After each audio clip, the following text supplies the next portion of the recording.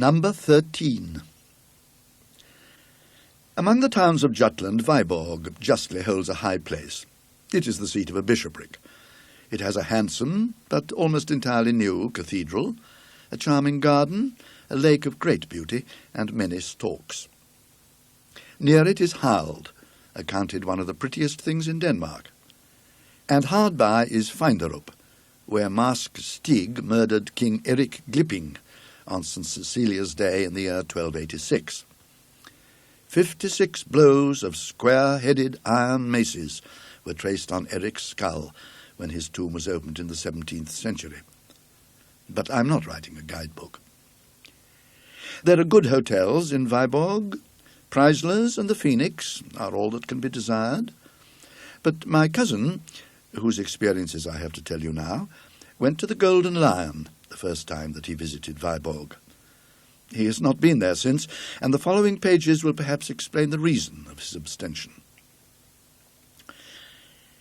The Golden Lion is one of the very few houses in the town that were not destroyed in the Great Fire of 1726, which practically demolished the cathedral, the Sonjerkirk, the Radhus, and so much else that was old and interesting.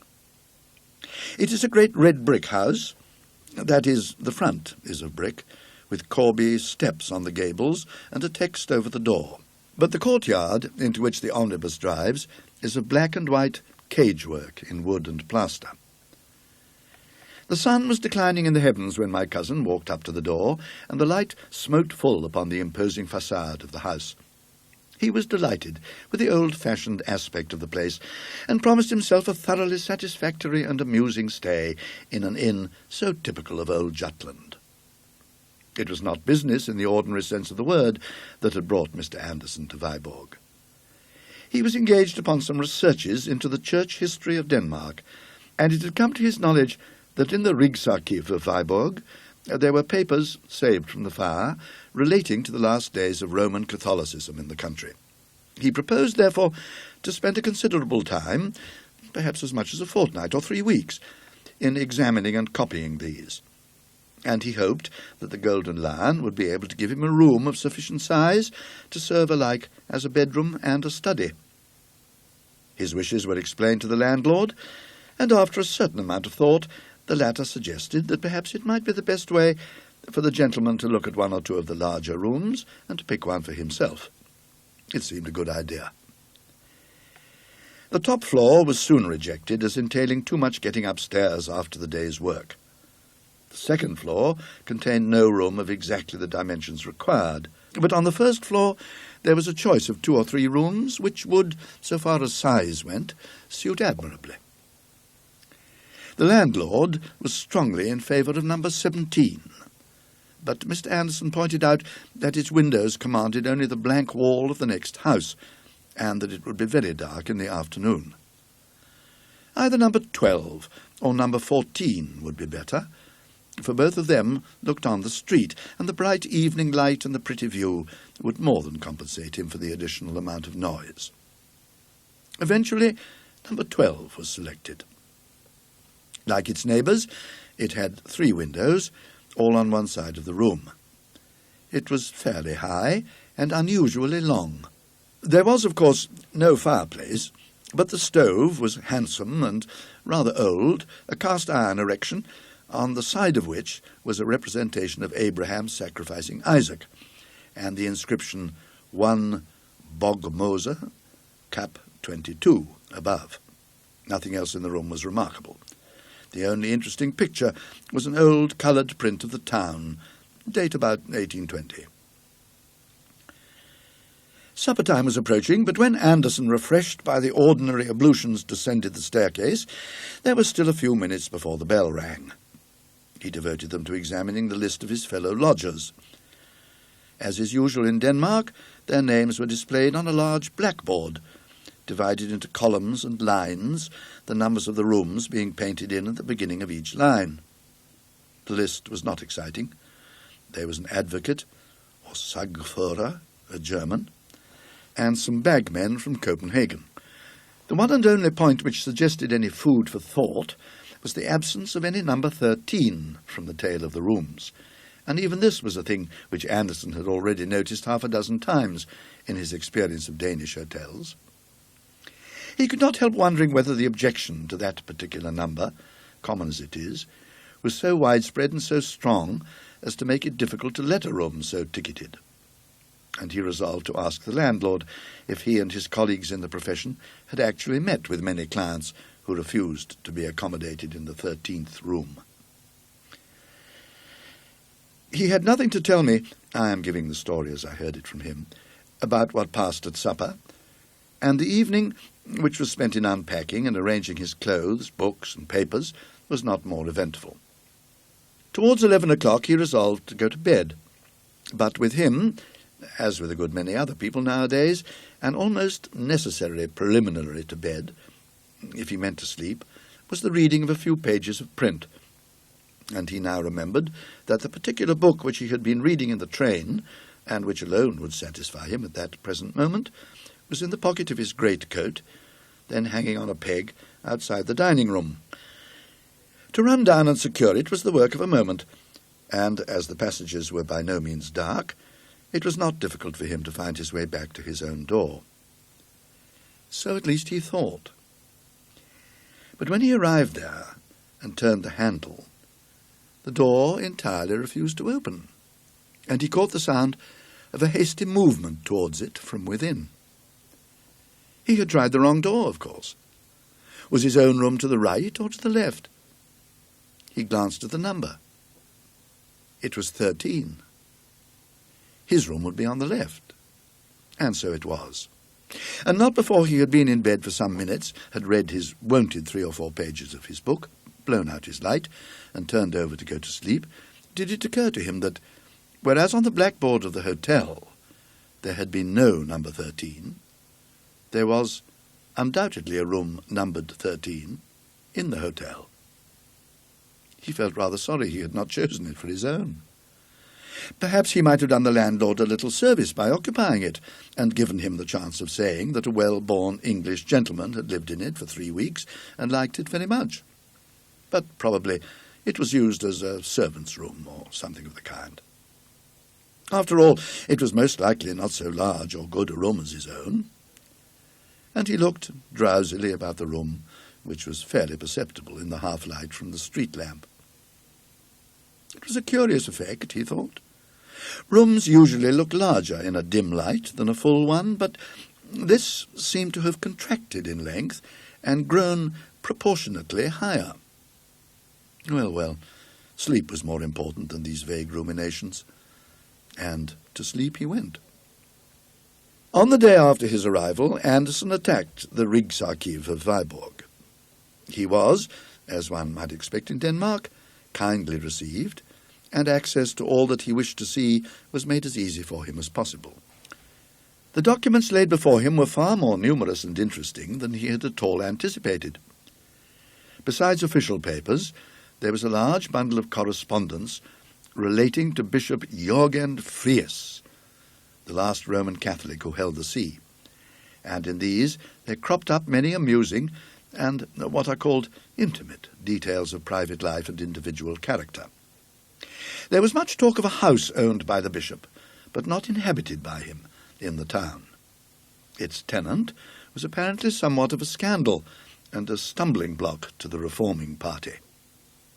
He was a disgrace, they wrote, to the city. He practised secret and wicked arts, and had sold his soul to the enemy. It was of a piece with the gross corruption and superstition of the Babylonish church that such a viper and blood-sucking troldman should be patronized and harboured by the bishop. The bishop met these reproaches boldly. He protested his own abhorrence of all such things as secret arts, and required his antagonists to bring the matter before the proper court, of course the spiritual court, and sift it to the bottom. No one could be more ready and willing than himself to condemn Magister Nicholas Franken if the evidence showed him to have been guilty of any of the crimes informally alleged against him. Anderson had not time to do more than glance at the next letter of the Protestant leader, Rasmus Nielsen, before the record office was closed for the day, but he gathered its general tenor, which was to the effect that Christian men were now no longer bound by the decisions of bishops of Rome, and that the bishop's court was not and could not be a fit or competent tribunal to judge so grave and weighty a cause. On leaving the office, Mr. Anderson was accompanied by the old gentleman who presided over it, and as they walked, the conversation, very naturally, turned to the papers of which I have just been speaking. Herr Scavenius, the archivist of Viborg, though very well informed as to the general run of the documents under his charge, was not a specialist in those of the Reformation period. He was much interested in what Anderson had to tell him about them. He looked forward with great pleasure, he said, to seeing the publication in which Mr. Anderson spoke of embodying their contents. "This house of the Bishop Fries," he added, "it is a great puzzle to me where it can have stood. I have studied carefully the topography of old Viborg, but it is most unlucky. Of the old terrier of the bishop's property, which was made in 1560, and of which we have the greater part in the archive, just the piece which had the list of the town property is missing. Never mind, perhaps I shall some day succeed to find him." After taking some exercise, I forget exactly how or where, Anderson went back to the Golden Lion, his supper, his game of patience, and his bed. On the way to his room, it occurred to him that he had forgotten to talk to the landlord about the omission of number 13 from the hotel, and also that he might as well make sure that number 13 did actually exist before he made any reference to the matter. The decision was not difficult to arrive at. There was the door, with its number as plain as could be, and work of some kind was evidently going on inside it, for as he neared the door he could hear footsteps and voices, or a voice, within.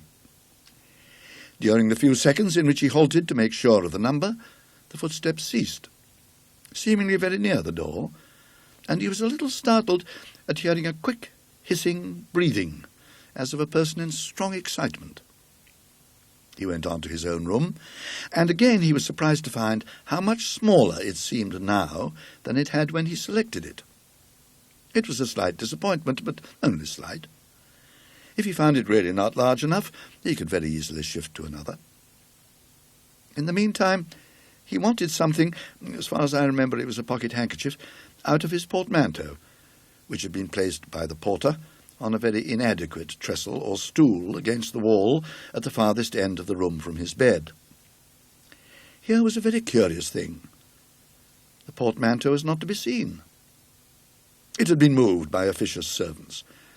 Doubtless the contents had been put in the wardrobe. No, none of them were there.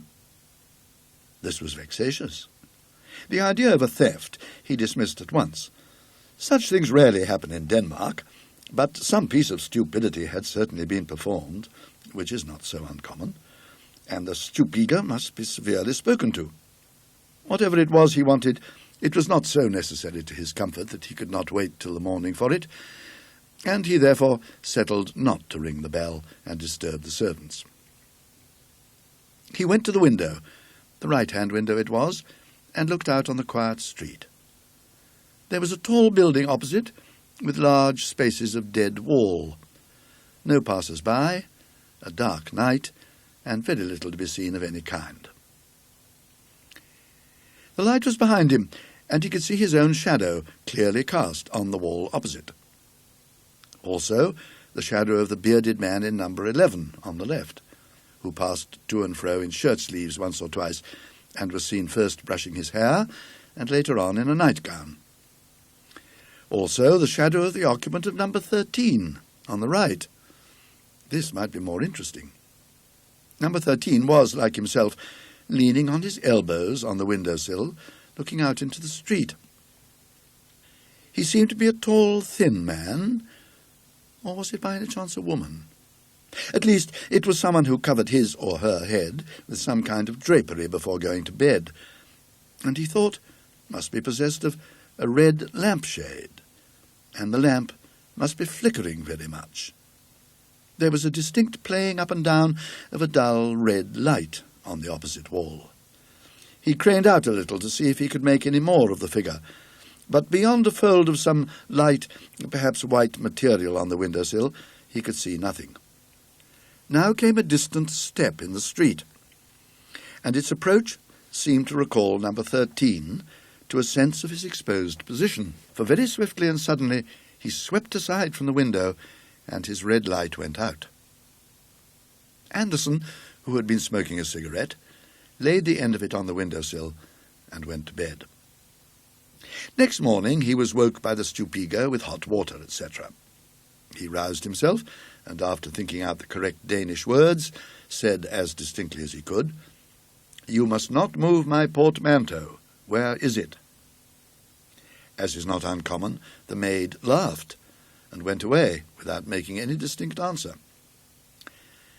Anderson, rather irritated, sat up in bed, intending to call her back, but he remained sitting up, staring straight in front of him. There was his portmanteau, on its trestle, exactly where he had seen the porter put it when he first arrived. This was a rude shock for a man who prided himself on his accuracy of observation. How it could possibly have escaped him the night before, he did not pretend to understand. At any rate, there it was now. The daylight showed more than the portmanteau. It let the true proportions of the room, with its 3 windows, appear, and satisfied its tenant that his choice, after all, had not been a bad one. When he was almost dressed, he walked to the middle one of the 3 windows to look out at the weather. Another shock awaited him. Strangely unobservant he must have been last night. He could have sworn 10 times over that he'd been smoking at the right-hand window the last thing before he went to bed, and here was his cigarette end on the sill of the middle window. He started to go down to breakfast. Rather late, but number 13 was later. Here were his boots, still outside his door. A gentleman's boots. So then number 13 was a man, not a woman. Just then he caught sight of the number on the door. It was 14. He thought he must have passed number 13 without noticing it. 3 stupid mistakes in 12 hours were too much for a methodical, accurate-minded man, so he turned back to make sure. The next number to 14 was number 12, his own room. There was no number 13 at all. After some minutes devoted to a careful consideration of everything he had had to eat and drink during the last 24 hours, Anderson decided to give the question up. If his sight or his brain were giving way, he would have plenty of opportunities for ascertaining that fact. If not, then he was evidently being treated to a very interesting experience. In either case, the development of events would certainly be worth watching. During the day he continued his examination of the episcopal correspondence, which I have already summarized. To his disappointment, it was incomplete. Only one other letter could be found which referred to the affair of Magister Nicholas Franken. It was from the Bishop Jørgen Friis to Rasmus Nielsen. He said, "Although we are not in the least degree inclined to assent to your judgment concerning our court, and shall be prepared, if need be, to withstand you to the utmost in that behalf, yet forasmuch as our trusty and well-beloved Magister Nicholas Franken, against whom you have dared to allege certain false and malicious charges, hath been suddenly removed from among us, it is apparent that the question for this time falls.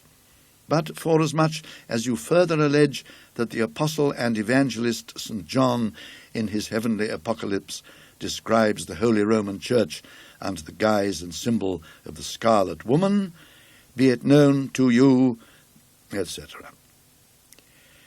Search as he might, Anderson could find no sequel to this letter, nor any clue to the cause or manner of the removal of the casus belli.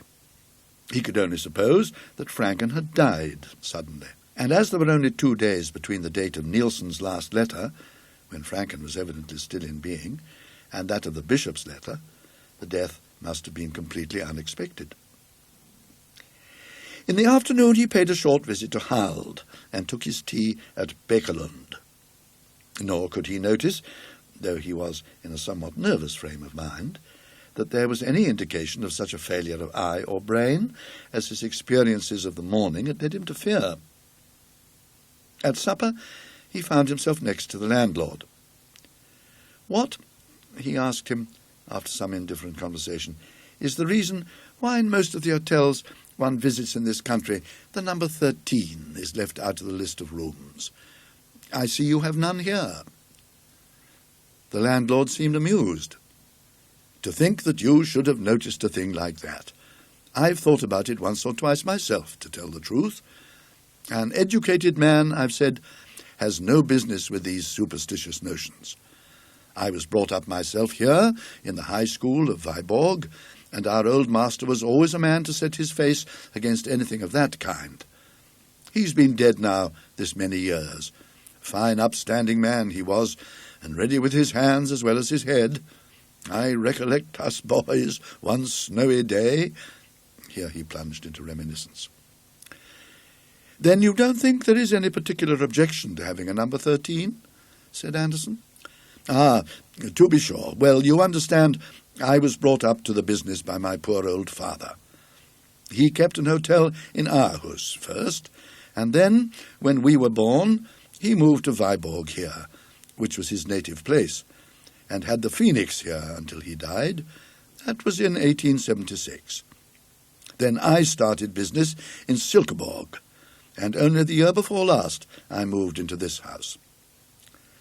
Then followed more details as to the state of the house and business when first taken over. "And when you came here, was there a number 13?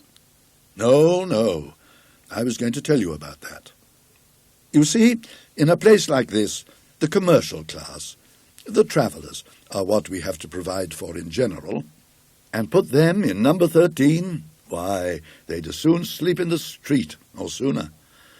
As far as I'm concerned myself, it wouldn't make a penny difference to me what the number of my room was, and so I've often said to them. But they stick to it that it brings them bad luck. Quantities of stories they have among them of men that have slept in a number 13 and never been the same again, or lost their best customers, or one thing and another," said the landlord, after searching for a more graphic phrase. "Then what do you use your number 13 for?" said Anderson, conscious, as he said the words, of a curious anxiety, quite disproportionate to the importance of the question. "My number 13? Why, don't I tell you that there isn't such a thing in the house? I thought you might have noticed that. If there was, it would be next door to your own room." "Well, yes, only I happened to think, that is, I fancied last night that I had seen a door numbered 13 in that passage, and really, I'm almost certain I must have been right, for I saw it the night before as well." Of course, Herr Christensen laughed this notion to scorn, as Anderson had expected, and emphasized with much iteration the fact that no number 13 existed or had existed before him in that hotel. Anderson was in some ways relieved by his certainty, but still puzzled, and he began to think that the best way to make sure whether he had indeed been subject to an illusion or not was to invite the landlord to his room to smoke a cigar later on in the evening. Some photographs of English towns which he had with him formed a sufficiently good excuse. Herr Christensen was flattered by the invitation, and most willingly accepted it. At about 10 o'clock he was to make his appearance, but before that Anderson had some letters to write, and retired for the purpose of writing them.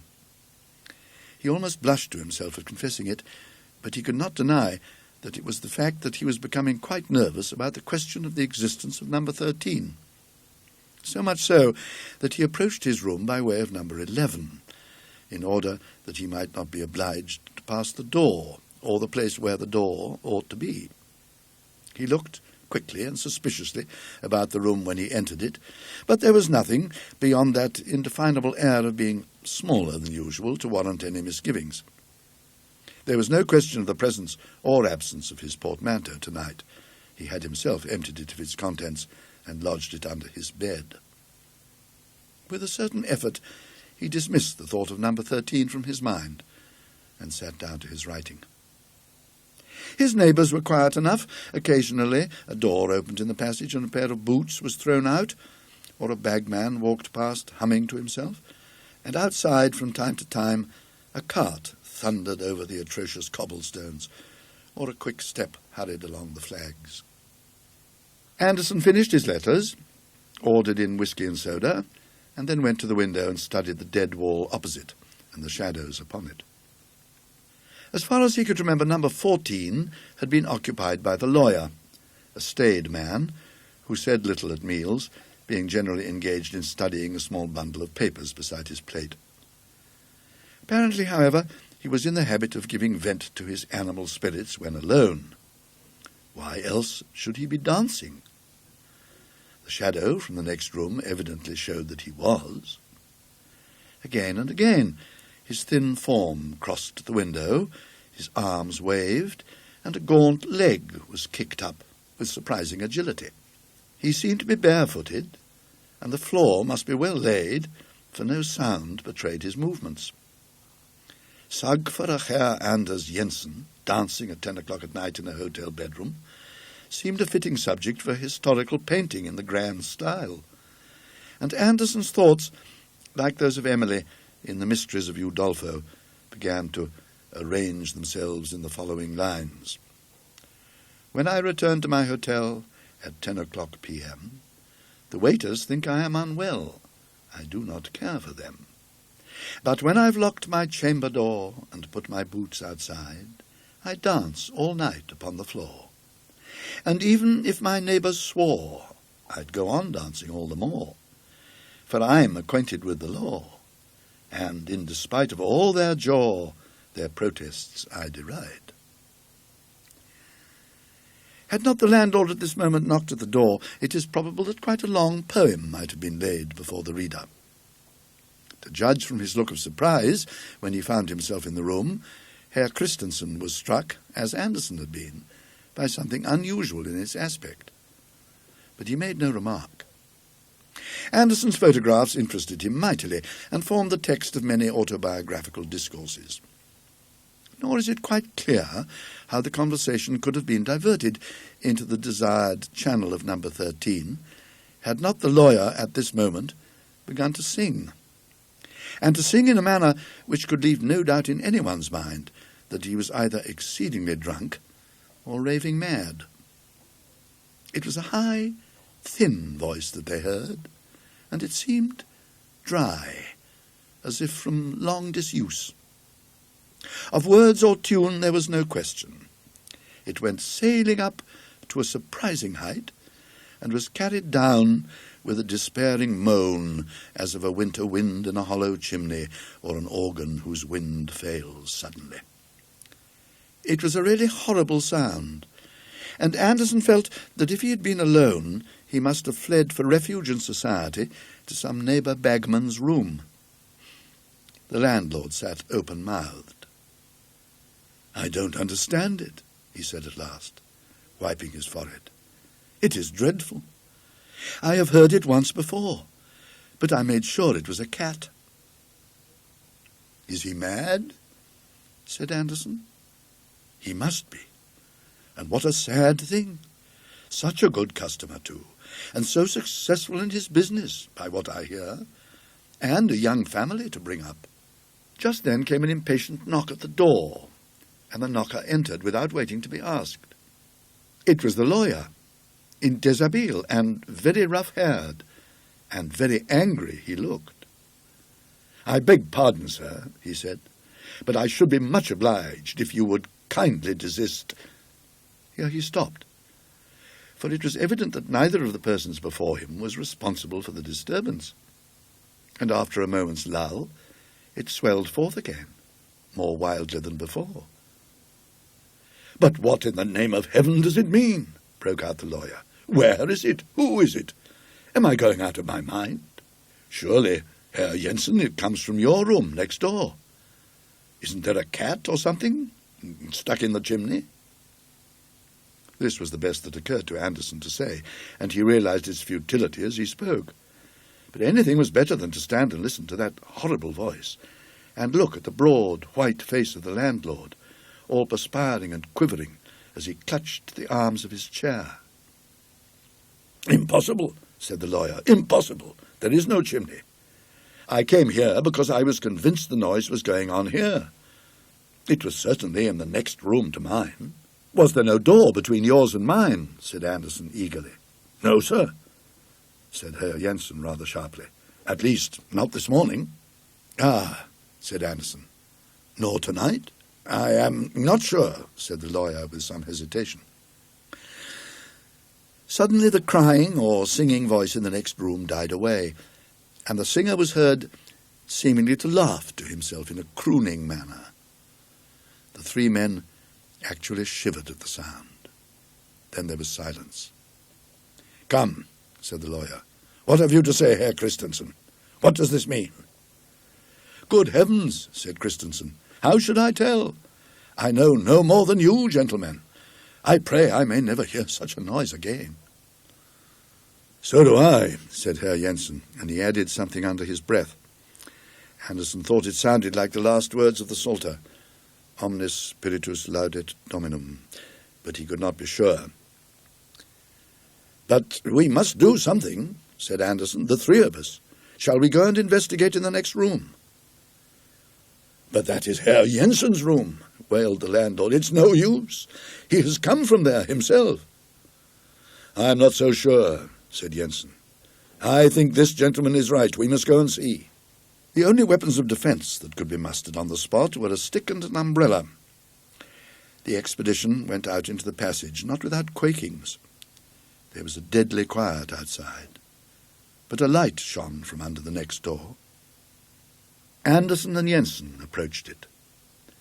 The latter turned the handle and gave a sudden vigorous push. No use. The door stood fast. "Herr Christensen," said Jensen, "will you go and fetch the strongest servant you have in the place? We must see this through."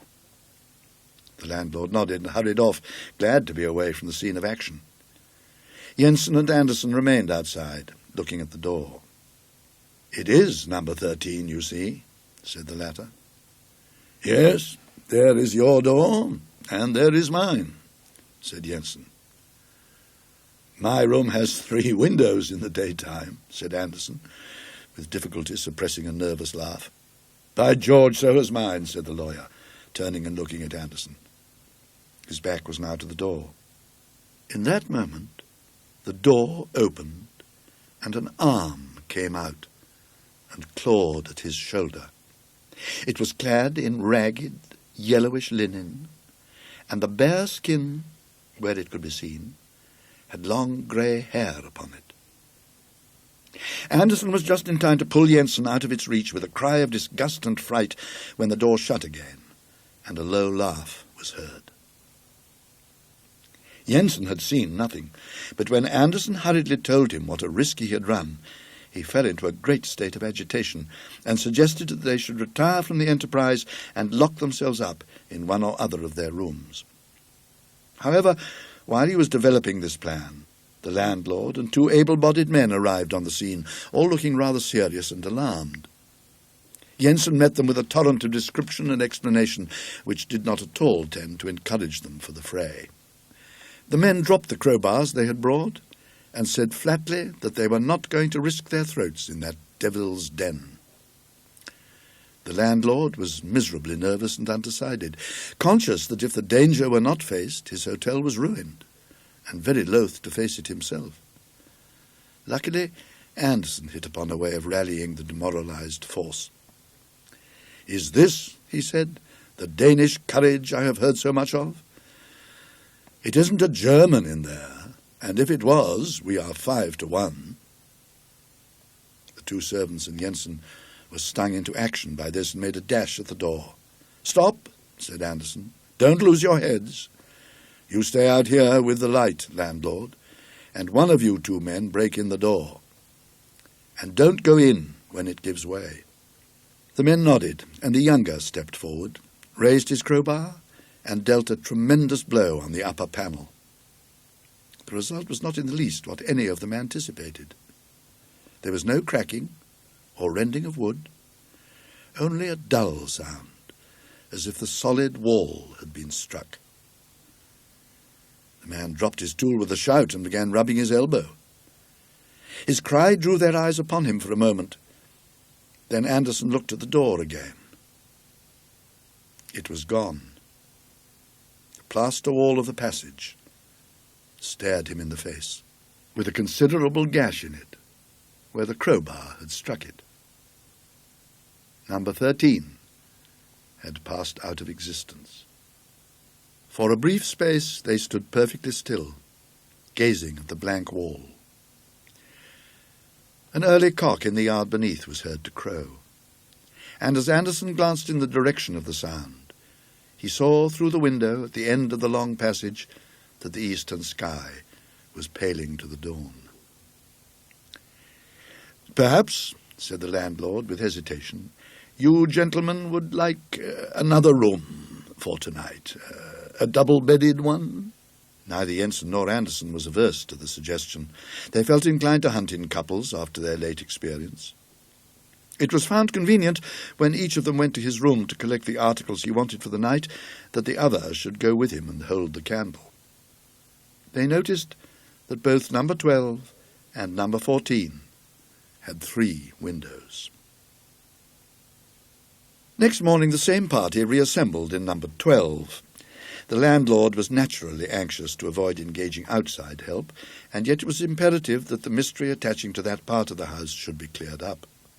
Accordingly, the 2 servants had been induced to take upon them the function of carpenters. The furniture was cleared away, and at the cost of a good many irretrievably damaged planks, that portion of the floor was taken up which lay nearest to number 14. You will naturally suppose that a skeleton, say that of Magister Nicholas Franken, was discovered. That was not so. What they did find, lying between the beams which supported the flooring, was a small copper box. In it was a neatly folded vellum document, with about 20 lines of writing. Both Anderson and Jensen, who proved to be something of a paleographer, were much excited by this discovery, which promised to afford the key to these extraordinary phenomena. I possess a copy of an astrological work which I have never read. It has, by way of frontispiece, a woodcut by Hans Sebald Beham, representing a number of sages seated round a table. This detail may enable connoisseurs to identify the book. I cannot myself recollect its title, and it is not at this moment within reach. But the fly-leaves of it are covered with writing, and during the 10 years in which I have owned the volume, I have not been able to determine which way up this writing ought to be read, much less in what language it is. Not dissimilar was the position of Anderson and Jensen after the protracted examination to which they submitted the document in the copper box. After 2 days' contemplation of it, Jensen, who was the bolder spirit of the two, hazarded the conjecture that the language was either Latin or Old Danish. Anderson ventured upon no surmises, and was very willing to surrender the box and the parchment to the Historical Society of Viborg to be placed in their museum.